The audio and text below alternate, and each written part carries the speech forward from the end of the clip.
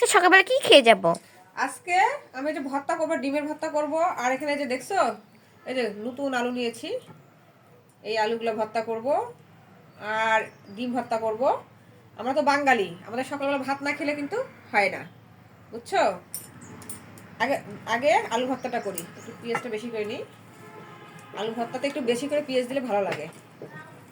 এই যে খাঁটি সরিষার তেল দিচ্ছি। হায়, সরিষার তেলটা করতে যে কত কষ্ট। ডিমের ভর্তা করি, একটু সরিষার তেলটা একটু বেশি দেই। টমেটো ভর্তাটা করা হয়নি মা, টমেটো ভর্তাটা আজকে দুপুরে করবো, বুঝছো? সকালবেলা কিন্তু ভর্তা বেশি খেতে ভালো লাগে। হ্যাঁ, এই ডিম নিবা না মা? না না, ওটা এমনিতে গোটা খাও। আসো মামুনি, এখন তোমাকে একটু খাওয়াই দেবো। একটু একটু ভাত দিয়ে মেখে নিই, ডিমগুলো আছে তো।